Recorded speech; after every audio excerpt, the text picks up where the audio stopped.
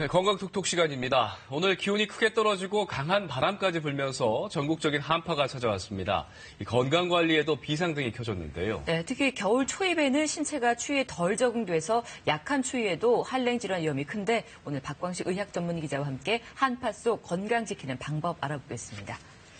네, 먼저 한파특보 어떻게 내려지는지 뭐가 기준인가요? 네, 강추위하고 한파하고 잘 모르는 분들도 많을 텐데요. 네. 한파특보, 이거 명확한 기준이 있습니다.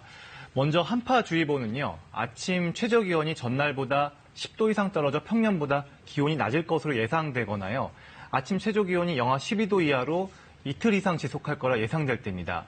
한파경보는요, 더 센 거죠. 전날보다 15도 이상 떨어지거나 아침 최저기온이 영하 15도로 지속하는 경우입니다. 결국 특보를 발효가 되면요, 중대한 피해가 예상되기 때문에 이 대비하라는 게 핵심입니다. 네. 그래요. 그러면 이제 한파가 찾아오면 건강에 직접적으로 어떤 영향을 미치게 되나요? 네, 그래서 이 추위가 직접 인체에 피해를 주는 것을 갖다가 한랭질환이라고 하는데요. 저체온증과 동상이 대표적입니다. 지난 5년간 한랭질환 통계를 보면요. 한파가 시작되는 12월 중순부터 1월 하순까지 전체 환자의 68%가 발생했습니다. 또 한랭질 환자의 65%가 50대 이상으로 고령일수록 저체온증이 많았습니다. 노인들은 근육량이 부족해서요. 열 생산이 적고 추위를 잘 느끼지 못해 이 저체온증에 취약한 탓입니다. 특히 한랭질 환자의 30%는 음주 상태였는데요. 한파에 음주가 왜 위험한 걸까요? 전문가의 말 한번 들어보시죠. 음주 후에는 몸이 이제 술의 영향으로 혈관이 확장되기 때문에 체온이 올라갑니다. 그래서 음주하신 분들이 덥다고 느껴지기 때문에 밖에 나갔을 때 상당히 낮은 기온임에도 불구하고서 추위를 잘 못 느끼게 되어서 밖에 오랜 시간 노출되는 상태가 됨으로 인해서 저체온증에 쉽게 빠질 수 있는 그런 상태. 네, 그렇다면 저체온증은 구체적으로 어떤 병인가요? 네, 말 그대로입니다. 우리 정상 체온보다 그 아래로 내려간 경우인데요. 의학적으로 저체온증은 이 심부 체온이 35도 미만으로 내려간 상태입니다. 심장이나 폐, 뇌 등 중요 장기의 기능이 저하된 걸 말하는데요.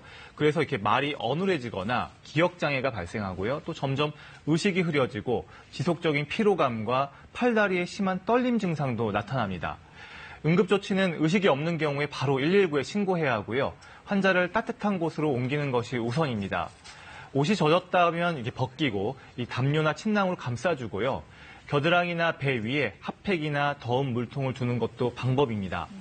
의식이 있다면 따뜻한 음료가 도움이 될 수는 있지만 의식이 없다면 억지로 먹이는 건 피하는 게 좋습니다. 네. 한랭질환 중에 또 동상도 빼놓을 수가 없는데 동상은 어떻습니까? 네, 동상도 화상이랑 비슷합니다. 심하면 절단까지 해야 하는데요. 동상은 의학적으로 이 혹한에 의해 인체 조직이 얼어서 손상되는 것을 말합니다. 코나 귀, 그리고 손가락, 발가락 등 노출 부위에 잘 발생합니다. 화상처럼 동상도 1도부터 4도까지 있는데요. 1도는 찌르는 듯한 통증과 가려움, 2도는 피부가 검붉어지고 물집이 생깁니다.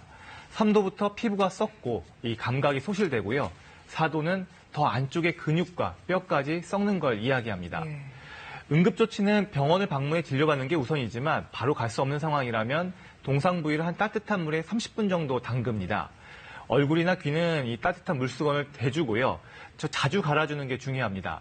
손과 발의 경우 손가락과 발가락 사이에 이 소독된 마른 거즈를 끼워서 습기를 제거하고 서로 달라붙지 않게 합니다.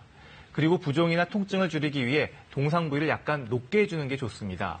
또 다리나 발 쪽의 동상 환자는요, 들것으로 이동해야 하고 동상이 녹은 뒤에도 바로 걷는 건 피해야 합니다. 네, 오늘부터 주말까지는 계속 추운데 이 한랭 질환을 예방하려면 어떻게 해야 될까요? 예, 한랭 질환 심각한 피해도 있지만 예방이 있습니다. 예방 수칙을 지키면 되는데요.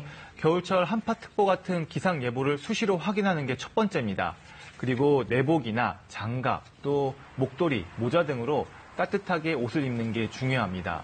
특히 고령자와 어린이는 성인에 비해 체온 유지가 취약하기 때문에 한파 시에 실외 활동을 자제하고 보온에 신경 써야 합니다. 고혈압이나 당뇨 같은 만성질환이 있는 경우에는 혈압이 급격히 상승하는 등 증상이 악화할 수 있어서 추위에 갑자기 노출되지 않도록 주의가 필요하고요. 또 한파가 닥쳤을 때 과음을 피하고 절주하는 게 좋습니다. 특히 독거노인과 노숙자의 경우 한파에 취약하기 때문에 가족이나 이웃, 지자체에서 각별한 관심으로 보살펴주는 게 필요합니다. 네, 건강톡톡 한랭질환에 대해서 살펴봤습니다. 오늘도 잘 들었습니다.